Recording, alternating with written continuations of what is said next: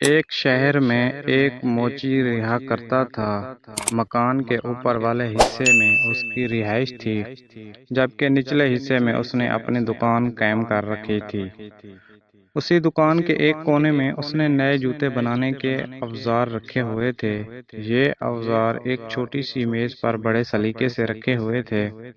موچی دن رات خوب محنت کرتا، لیکن اس کے باوجود اسے اتنی آمدنی نہ ہوتی کہ وہ خوشحال زندگی گزار سکے۔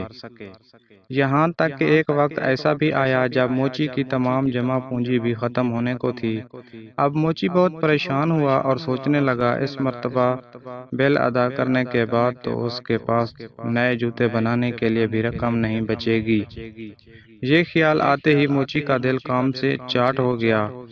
وہ جو جوتے بنا رہا تھا اس کا چمڑا وہیں پڑا چھوڑ کر اٹھا اور اپنے رہائش والے حصے کی طرف چلا گیا۔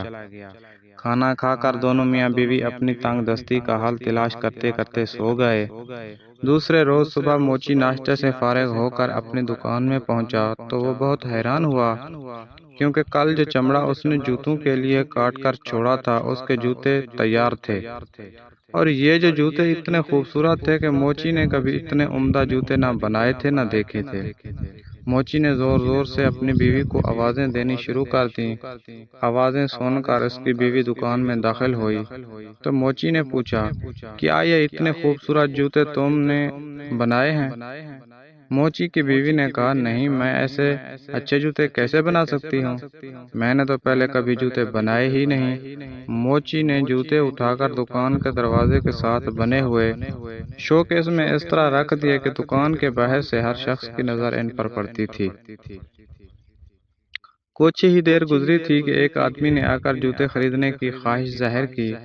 اس نے موچی کو جوتوں کی اتنی اچھی قیمت دی کہ موچی کبھی سوچ بھی نہ سکتا تھا۔ اب موچی نے اس رقم سے گھر کے لیے راشن خریدا اور مزید جوتوں کے لیے چمڑا بھی خرید لیا۔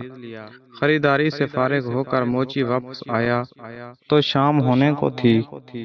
موچی کی بیوی کھانا کھانے کی تیاری کرنے لگی، جبکہ موچی چمڑا لے کر دکان والے حصے میں آ گیا۔ موچی نے 2 جوڑے جوتوں کے لیے چمڑا کاٹا۔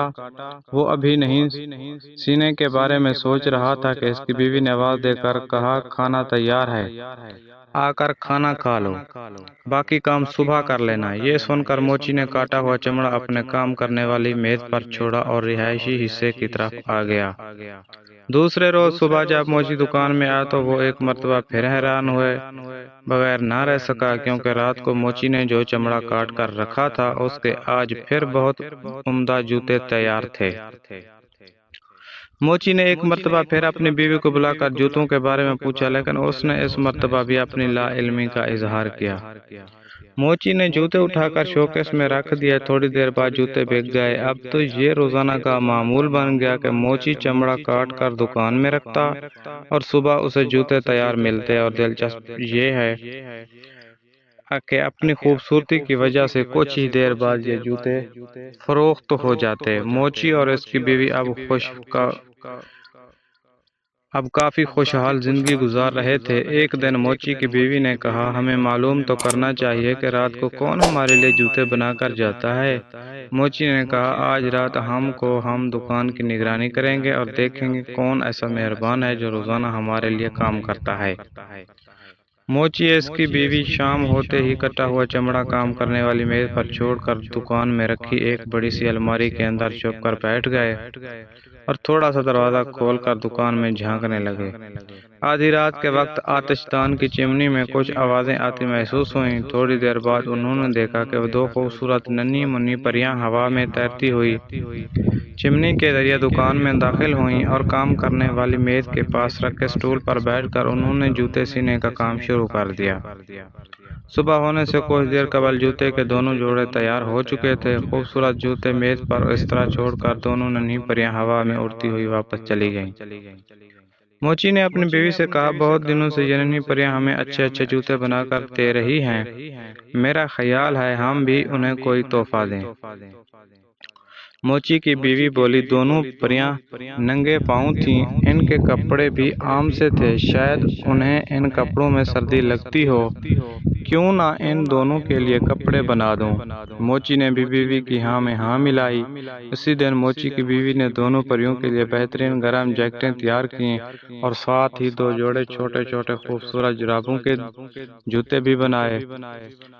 دوسرے دن انہوں نے شام کے وقت کام کرنے کی میز پر بجائے جوتوں کے لیے چمڑا کاٹ کر رکھنے کے دونوں ننھی منھی پریوں کے لیے جیکٹ اور جرابوں کے گفٹ پیک تیار کر کے رکھ دیے اور الماری میں چھپ کر پریوں کا انتظار کرنے لگے۔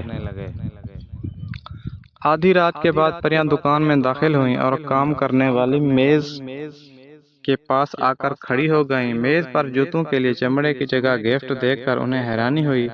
دونوں نے آپس میں مشورہ کے بعد گفٹ کھولے تو اس میں چھوٹی چھوٹی جرابیں اور جیکٹیں دیکھ کر بہت خوش ہوئیں اور انہوں نے فوراً جیکٹیں اور جرابیں پہن لیں۔